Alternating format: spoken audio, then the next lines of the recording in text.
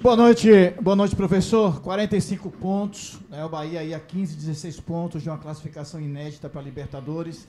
Mas queria saber de você o que foi apresentado hoje diante do Criciúma. Pode ser o suficiente para o jogo de sábado contra o Flamengo, com a eventual vitória do Bahia diante do clube que o Bahia perdeu os últimos 2 jogos por agora. Bom, boa noite. Independente de projeção contra o Flamengo, eu acho que fizemos um bom jogo, merecemos vencer hoje. Tivemos talvez um início de segundo tempo, onde a gente se perdeu um pouquinho naquela primeira bola que o Juba perde o tempo da bola e o Criciúma tem uma ou 2 oportunidades boas de gol.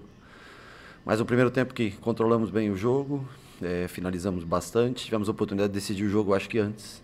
Nós deveríamos ter decidido a partida até no primeiro tempo, com 2 boas jogadas de bola parada, com o Tassiano tendo 2 finalizações, né, com chance reais de gol, depois a do Gabriel também no segundo tempo, em bola parada.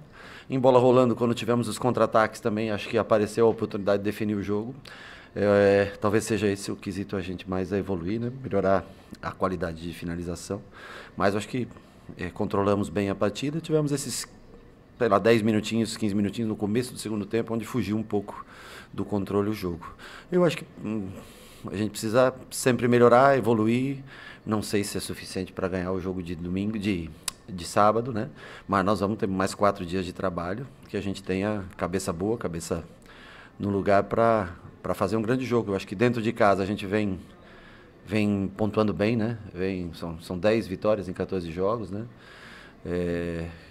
Sempre há uma esperança maior para a gente em jogos em casa. Não sei porquê, mas produzimos melhor em casa do que fora. É uma das coisas que nós também temos que melhorar, evoluir. Jogos fora de casa temos que manter um padrão parecido com jogos em casa.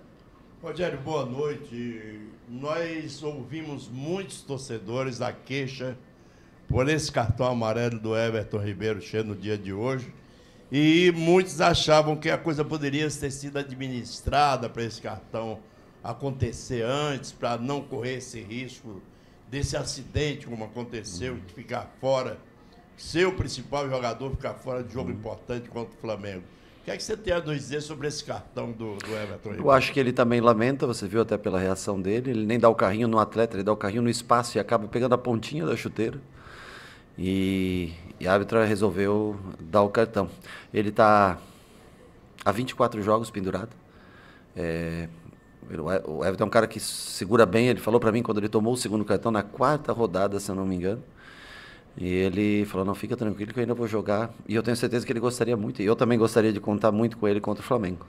Não tem, nós temos que achar uma outra solução dentro do elenco e montar, seja um sistema diferente, seja com outra peça no lugar dele. Vai fazer falta, com certeza, mas lembrar que é o 3º cartão amarelo dele em 28 partidas. Então, eu acho que é mais elogiável a postura dele depois do segundo cartão do que essa infelicidade, né? Num lance até que talvez nem precisasse tanto, ele tentou fechar, acho que o passe por dentro, mais por isso, e a gente lamenta a perda dele, mas temos que encontrar soluções dentro do elenco.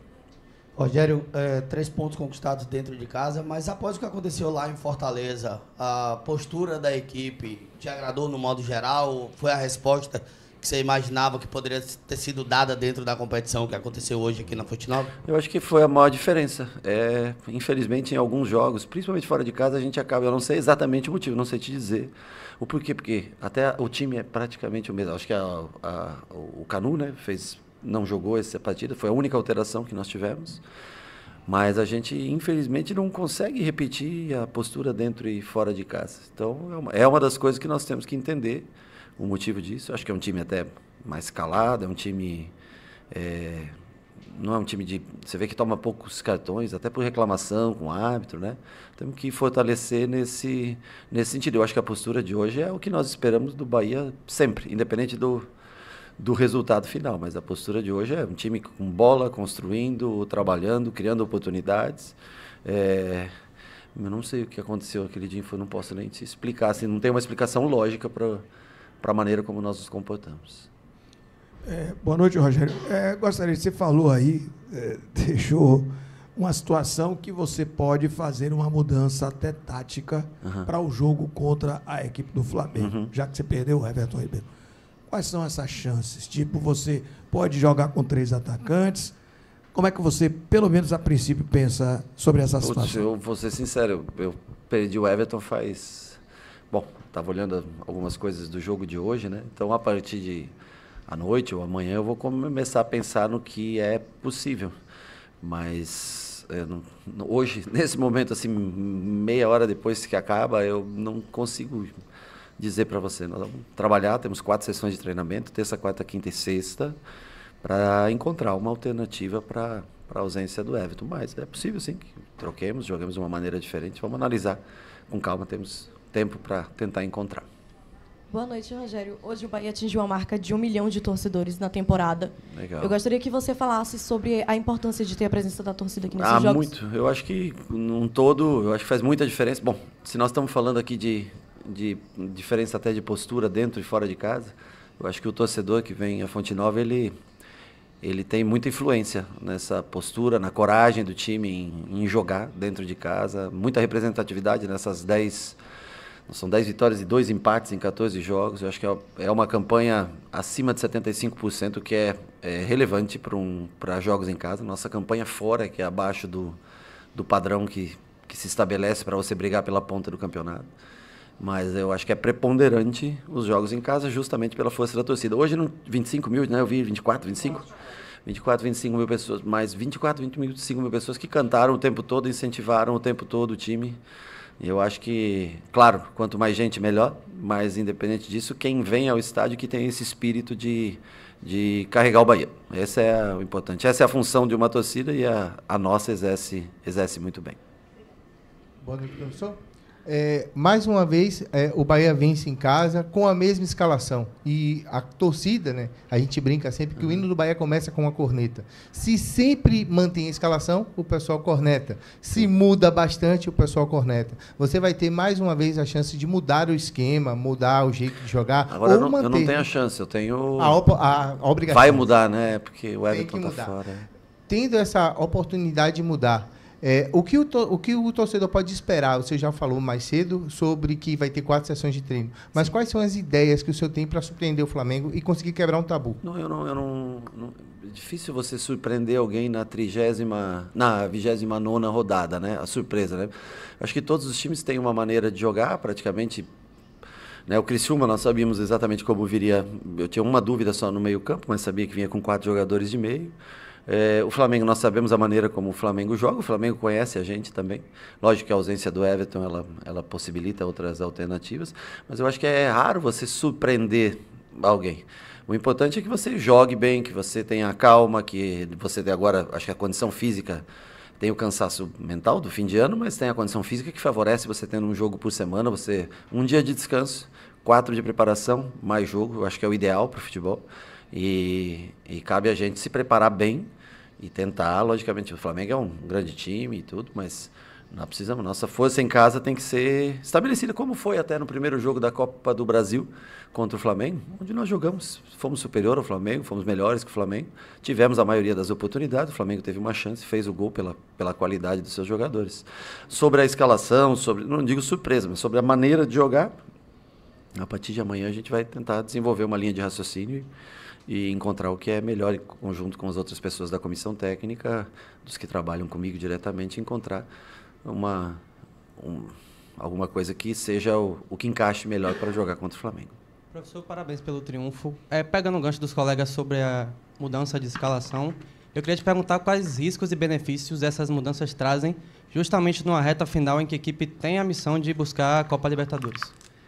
Desculpa, a mudança você está falando, não é? A mudança de sistema, quais riscos? Quais riscos e os benefícios eles podem trazer? Bom, eu acho assim que o time tem uma maneira de jogar e jogou o ano todo praticamente desse jeito. Tem alternativas dentro do jogo, como mais velocidade, mais construção, né?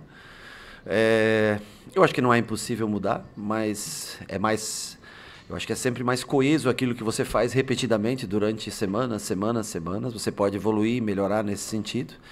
Mas se você achar que tem que jogar de uma maneira diferente, excepcionalmente por um adversário, você também pode montar. lembrando que um sistema diferente ele requer costume, talvez você às vezes deixe de encaixar uma coisa ou outra.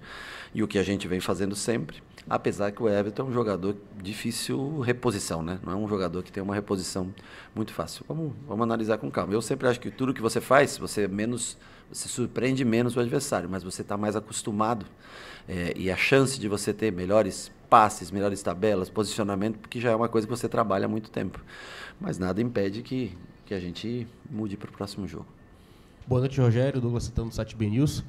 Gostaria que você pudesse comentar sobre as movimentações de Everaldo de campo. Né? A gente sabe que ele é um cara centralizado, mas que por muitas vezes atua ali na lateral do campo para dar um apoio, praticamente um ponta, né, hoje no time do Bahia. Você acha que essa movimentação dele de lado acaba despotencializando ainda mais ele, gerando críticas até por muitas vezes exageradas em cima do atleta? Acho que não. Primeiro que ele não é um ponta, me desculpa, mas tanto que você vê a jogada do gol, quem faz é o Arias pelo lado e não é o Everaldo que faz a jogada. Ele volta para recompor muitas vezes, logicamente, a grande maioria das vezes, pelo lado do campo, quando está em linha baixa, em linha defensiva, né? E está sempre com presença de área, sempre, logicamente, cada lado, um lado, ora o Tassiano, ora Everaldo, mas os dois jogam como uma dupla de atacantes, né? Aliás, o período que eu melhor lembro do Everaldo de ele render foi jogando com uma dupla de atacantes na Chapecoense. A única diferença, por exemplo, hoje o Criciúma jogou também com 2 atacantes, com o Losango no meio, correto? Alano e Bolacier, não sei como é que se pronuncia, desculpa. A única diferença é que eles não recompõem pelos lados, mas deixam mais espaço pelos lados. Tanto que você vê que são 22 a 2, se eu não me engano, de finalizações no jogo. Então, ou seja, o teu sistema defensivo é mais sacrificante fazer o que eles fazem, mas te entrega mais em resultados defensivos, né? Nesse sistema que jogamos hoje, é um sacrifício que eles têm que fazer. Mas se a jogada sai para um lado, normalmente o Everaldo está posicionado no centro da área. Ou se a jogada sai do lado do Everaldo, o Tassiano normalmente está posicionado no centro da área. Boa noite, Rogério. Parabéns. E acho que ele se sacrifica bastante, ajuda e tudo. Tanto que são as duas peças que normalmente saem primeiro do time, né? Pelo desgaste físico que elas... Mas eu acho que ele faz o papel de um segundo atacante. Defensivamente, ele tem a sua função. Boa noite, Rogério. Parabéns pelo triunfo. Hoje eu queria trazer um paralelo sobre pesos e medidas. Há pouco eu falava com o Cauli ali na zona mista, sobre a temporada passada do Bahia, que foi uma temporada muito complicada para se livrar do rebaixamento, e uma temporada excepcional dele, que trouxe toda essa euforia do torcedor com relação à sua qualidade técnica. Esse ano, um Bahia muito mais equilibrado, muito mais potente, melhor na tabela, e ele continuando com o seu brilhantismo, mas o torcedor já não vê mais aquele ápice, porque tem uma divisão de equilíbrio de técnica ali dentro da equipe. Eu queria que você trouxesse a sua reflexão. O quanto encontrar a medida certa desse Bahia tirou o peso da briga por coisas tenebrosas no campeonato e fez com que devolvesse a esse Bahia o mesmo peso que a gente está falando aqui agora, de história, de tabela, que o tempo sombrio fez com que se desaparecesse um pouco. Eu acho que ano passado nós jogávamos primeiro com 3 zagueiros, 3 volantes muitas vezes, e o Cauli era junto com o Biel, junto com o Everaldo à frente, Tassiano saindo como o terceiro homem de meio e fazendo muitas vezes nesse trio de ataque, de maneira diferente nós posicionávamos. E nós dependíamos, praticamente era o único cara de criação mesmo que nós tínhamos, era ele. Biel, quando descia para receber bola entre linhas, também era um jogador que tinha esse talento, né? Mas era um time que dependia muito do Cauli. Hoje continua, logicamente, com a dependência do Cauli, mas há uma divisão com outros 2 jogadores de construção, que são Caio e Everton, né? Então, eu acho que você, logicamente, não tem mais tanto o protagonismo único do jogo, né? Mas ele continua sendo uma figura importante. Claro, por ser único no jogo, ele tinha muito mais... passava muito mais por ele a bola e ele fazia jogadas incríveis, assim como fez hoje um golaço, hoje uma bola dificílima de pegar. Mas hoje você tem um compartilhamento de funções na hora de criar, o sistema é um pouco diferente, mas eu acho que ele tem ajudado a gente. Eu sei que talvez não chame atenção aos olhos de quem vê, mas taticamente ele tem uma função importante para a gente nesse ano também. E acho de extremo valor a contratação desses outros jogadores, porque possibilitaram chegar a mais pontos na rodada 28 do que no ano passado na rodada 38. Claro que não é o suficiente para a gente, não é o que a gente quer, a gente deseja mais.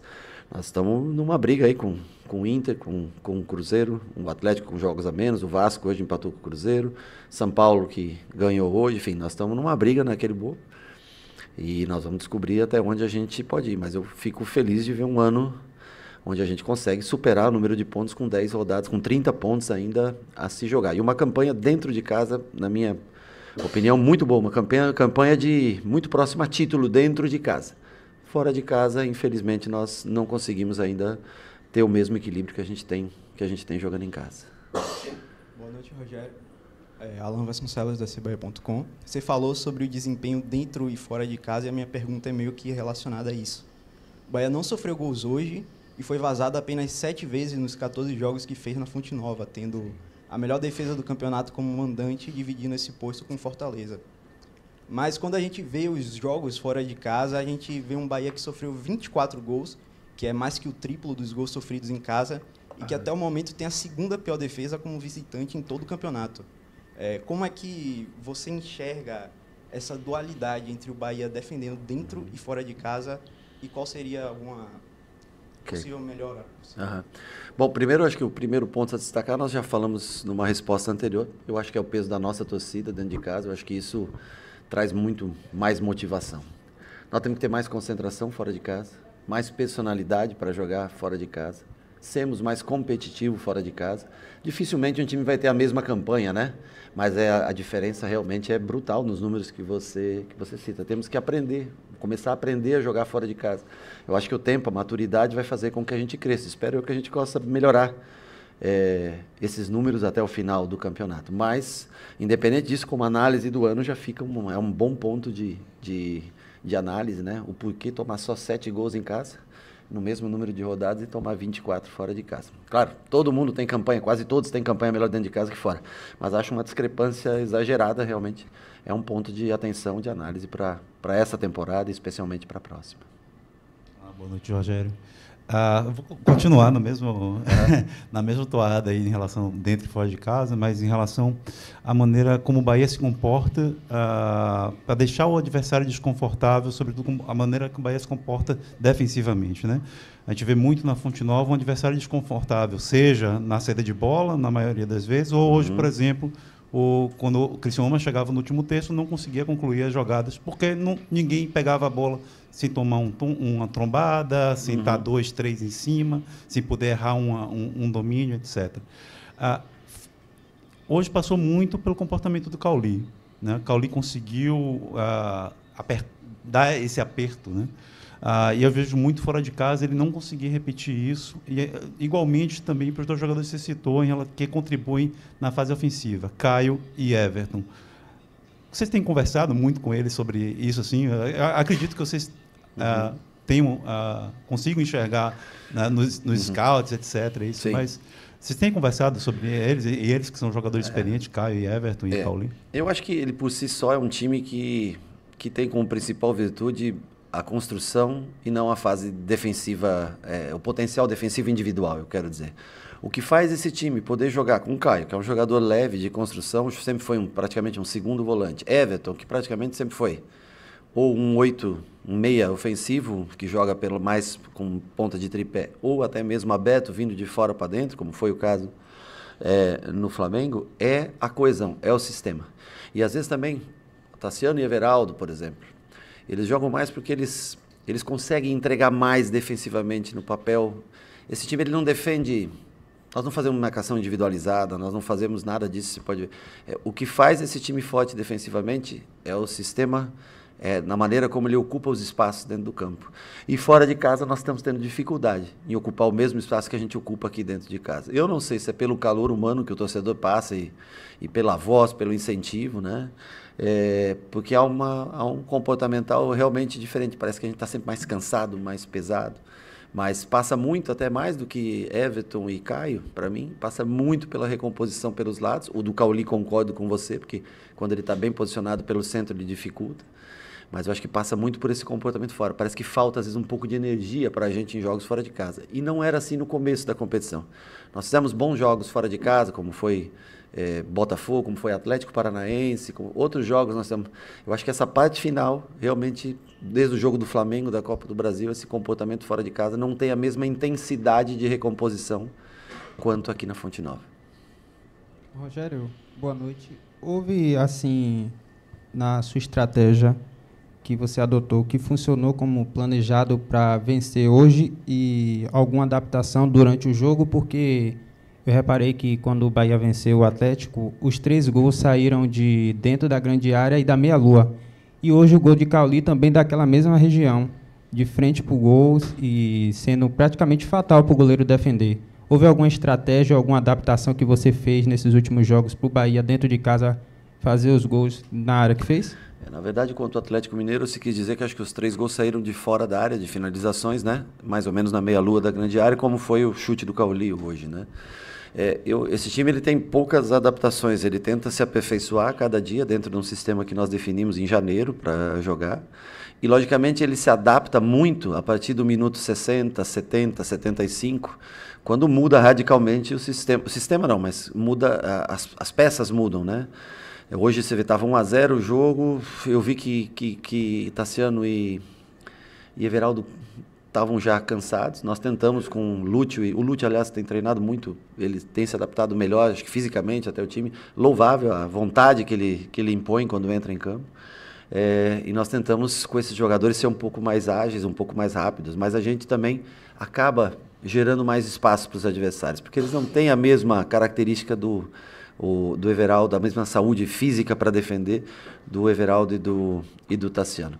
E por último, daí com a entrada do Ademir, é onde a gente tenta realmente matar o jogo em contra-ataques, que saíram muitos, né? Saíram no mínimo 3, 4 oportunidades boas para matar o jogo. Quando a gente não mata, fica assim até o final do jogo, os caras por uma bola podendo chegar. Mas eu acho que a mudança maior que tem é sempre do primeiro para o segundo tempo, ou da metade do segundo tempo, onde a gente faz alterações de um time que tem construção posse para um time que tem transição rápida. Fora isso, não tem adaptações feitas. Eu acho que é muito psicológico, muito mental, para que o time reaja. Infelizmente faz jogos ruins, como foi o jogo do Fortaleza, que foi um jogo realmente ruim, entre jogos bons, como foi Atlético Mineiro, que nós jogamos muito bem, e hoje que eu acho que nós fizemos também um bom jogo. Rogério, boa noite. Há um ano atrás, o time comemorava o fato de ter vencido um jogo na Fonte Nova por 2-0 contra o Fortaleza e ter se afastado da zona de rebaixamento, alcançando a 13ª colocação. Um ano depois, você está na mesma sala de imprensa, tendo vencido o Criciúma e mantido a possibilidade de estar no bloco que sempre esteve, Bahia não saiu disso, sim, e de estar buscando uma meta que você já colocou para a gente, que é uma meta sua e do elenco e de todos. Tá? A gente viu um Bahia, e você já falou sobre o jogo, de todos os detalhes e nuances, mas eu queria me apegar a essa última fala que você acabou de pronunciar. Você colocou as peças, no início elas ainda claudicaram um pouco para encaixar no que estava acontecendo no jogo, que é normal, mas quando encaixou, você teve Jean Lucas para matar o jogo, sim, você teve o Ademir, que foi um azar ali, o zagueiro tirou, você teve o Lúcio, você teve o Depena. E a pergunta é nesse sentido: ansiedade, precipitação, aquela vontade de querer dar uma resposta que não deu no jogo XYZ, e naquele momento passa isso em milésimos de segundos, e aí a tomada de decisão acaba atrapalhando? São várias, acho que a gente pode colocar, mas eu acho que todo mundo quer fazer o seu gol. Hoje, por exemplo, o Ratão, naquele jogo contra o Atlético, não deu a bola para o Ademir. Hoje o Ratão deu uma bela bola pro Ademir, né? O Ademir tira do goleiro, o zagueiro vai lá e consegue salvar em cima da linha. O Depena tem uma finalização de esquerda, que é uma das coisas que eu garanto para você. Nós trabalhamos ontem, o Depena, um monte de finalização, ele fez golaços no treino. E hoje ela não saiu do jeito que a gente queria. Então, eu acho que é a vontade de tentar mostrar, a vontade de entrar no jogo, definir o jogo, fazer... Aliás, a vontade talvez de definir o jogo muito rápido. E às vezes a gente erra finalizações que são relativas. A do Lúcio também, né? Bem de frente para o gol, virou o pé um pouquinho demais. Mas eu acho que mais importante do que isso é que a gente teve essas possibilidades. O duro é quando você joga, como alguns jogos que nós fizemos, e não tivemos essas reais possibilidades de gol. Aí é uma coisa que você tem que repetir, mas não se melhora da noite para o dia. Mas é um pouco de precipitação, um pouco de você estar querendo mostrar para o torcedor, querendo fixar teu nome, ter mais minutos dentro do campo, porque você vê que as principais chances foram de jogadores até que entraram no segundo tempo. E eu acho que essa vontade de querer mostrar para o treinador também pode, às vezes, atrapalhar um pouquinho a tranquilidade na hora de finalizar. Mas acho que de positivo fica a quantidade de oportunidades que nós tivemos. Pois não? 23, 24. Ah, o ano? Pô, eu acho que assim, tem um investimento que foi feito, peças importantes que vieram para cá. Eu acho que um modelo de jogo totalmente distinto do ano passado. Eu sentei aqui, eu lembro na minha apresentação, aqui até brinquei contigo, e falei que nós vínhamos para tentar resolver o problema do momento, que era não deixar o Bahia cair. E foi feito isso na última rodada. E eu acho que esse ano é um modelo muito mais agradável de se ver jogar, muito mais difícil de desenvolver. Não é tão fácil, mas eu acho que é prazeroso agora. Aí nós temos as tomadas de decisões, as últimas bolas, o último passe, a última finalização. Aí é uma coisa de repetição diária, de treinamento, que todos eles têm que fazer, a gente tem que ministrar e eles têm que realizar. Mas fico feliz de ter um 24. Para mim, assim, eu sei, tem o Campeonato Baiano, que é importante, tem a Copa do Nordeste, todos os torneios são importantes, porque lhe dão um título, lhe dão aquele momento do torcedor extravasar. Mas eu acho que para você medir a sua grandeza e o que está sendo feito, o Campeonato Brasileiro é a melhor medida que tem. Eu acho que nós temos que sempre... eu falo, as Copas, e não é só para nós, não.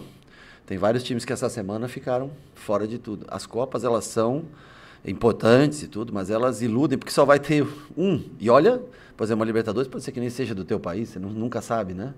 Então, assim... o foco tem que ser sempre o Campeonato Brasileiro. É tentar fazer com que o Bahia esteja nessa primeira parte do Campeonato Brasileiro sempre. Se possível, logicamente, brigando por coisas maiores. Isso é o que eu penso do futebol. É importante ganhar o Campeonato Baiano? Claro, com um rival, com certeza é. A Copa do Nordeste é importante, mas mais importante. A Copa do Brasil, jogar um torneio internacional é importante, mas o Campeonato Brasileiro é o que deve sempre reger a tua estrada, porque é o que chega em dezembro com data marcada. Ok? Obrigado, professor. Obrigado, pessoal. Boa noite. Boa noite, gente.